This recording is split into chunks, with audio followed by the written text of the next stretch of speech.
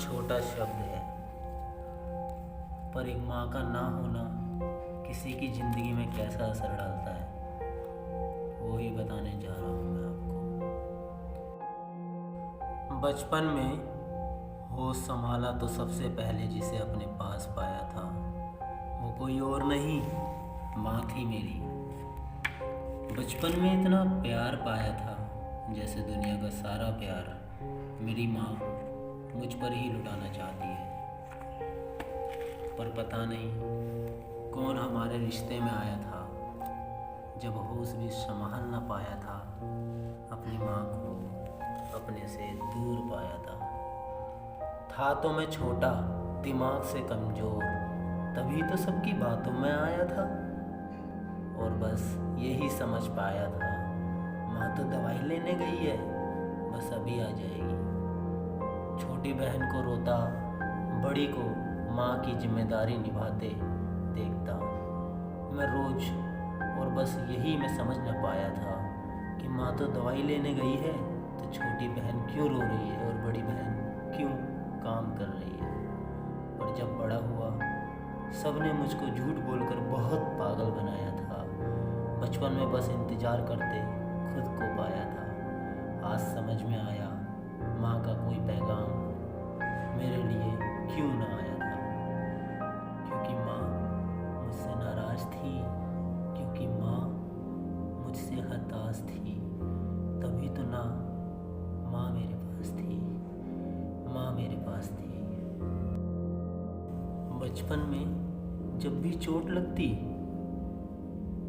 मेरे ज़्यादा और मेरे दोस्त के कम, मैं सामने देखता कि मेरे दोस्त की माँ उस छोटी सी चोट पर भी ऐसे मलहम लगाती जैसे उसकी चोट बड़ी और मेरी छोटी चोट थी। तभी तो मेरे मन में ख्याल आया था कि क्यों मेरे पास तू नहीं है माँ। उसके बाद मैंने खुद को अकेले कमरे में रोता पाया था, क्योंकि चोट तो बड़ी थी मेरी, पर माँ तेरा बेटा हमेशा तुझे अपने पास होने का एहसास मन में लेके आया था, तो हर बड़ी चोट छोटी समझ खुद ही मलहम लगाया था। और तभी ये समझ आया था कि कितना बदनसीब हूँ मैं, माँ का प्यार क्यों नहीं है मेरे नसीब में। किसी को माँ के ऊपर हाथ उठाते पाया था, तब मन में बस ये ख्याल आया था, अरे ओ ना समझ इंसान, तू कितना नसीब वाला होकर बदनसीबी वाले काम कर रहा है। और बस उसके पास जाकर यही समझा पाया था, कितना अच्छा नसीब है तेरा, जो तेरे पास भगवान के रूप में माँ है। जिनके पास नहीं है उनसे पूछ माँ क्या है। तभी उसको समझ आया था, और उसने मुझको रोकर बहुत दिखाया था, और माँ को गले लगाकर बस माफ़ी मांगते पाया था।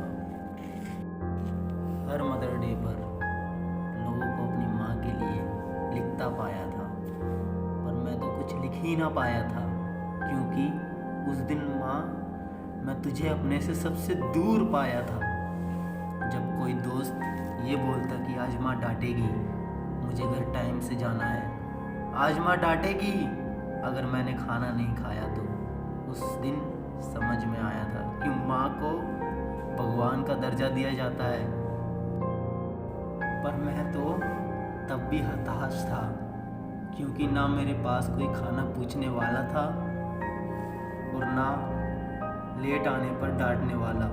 और उसी दिन मुझे ये समझ में आया था, माँ भगवान है, पर वो भगवान मेरे पास नहीं है।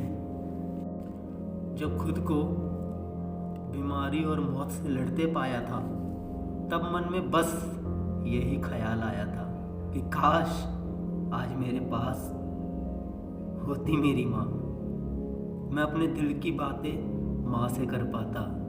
मुझे मरना नहीं है, जीना है। और तभी मैंने तुझे अपने पास होने का एहसास पाया था, और तूने धीरे से कान में आकर पहली बार ये पैगाम मेरे लिए गाया था, मेरे बेटे तुझे कुछ नहीं होगा, मैं तेरे साथ हूँ। और तभी मुझे ये समझ आया था, माँ तो अमर है तो मैं कैसे हताश हूँ। मेरी माँ मेरे पास है और तभी मैं रोज़ बस सुबह माँ, शाम माँ, रात माँ, हर समय माँ को साथ होने का एहसास पाया था। और जो लोग माँ के होने के बाद भी उसकी इज्जत नहीं करते, उसकी अहमियत नहीं समझते, तो एक बार उनकी तरफ देख लेना, तुरंत समझ आ जाएगा जिनके पास माँ नहीं होती। कितने खुश नसीब हो तुम लोग कि तुम्हारे पास माँ है। मंदिर जाकर पूजा करना, घर आकर माँ का अपमान करना, तो आपका पूजा करना भी बेकार है, क्योंकि जिसने पाला बड़ा किया आज उसके नहीं हुए तो भगवान के क्या हो गए आप लोग।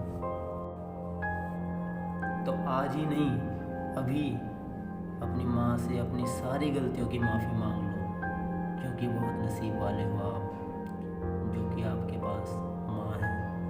जिनके पास माँ नहीं होती, कभी उनसे पूछना माँ के ना होने का एहसास।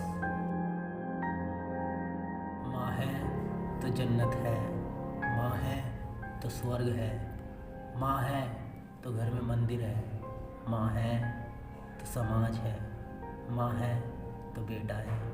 अगर माँ नहीं तो कुछ भी नहीं। माँ का दर्जा अगर भगवान के रूप में दिया गया है तो ये बिल्कुल सत्य है, क्योंकि माँ माँ ही होती है जिसने 9 महीने आपको अपने पेट में रखा, उसके बाद आपको पाला, आपको काबिल बनाया।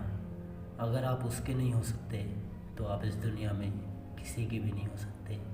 तो अपनी माँ की इज्जत करें और सीखें कि जिनके पास माँ नहीं होती वो कैसे रहते हैं। बहुत नसीब वाले हो आप लोग कि आपके पास माँ है।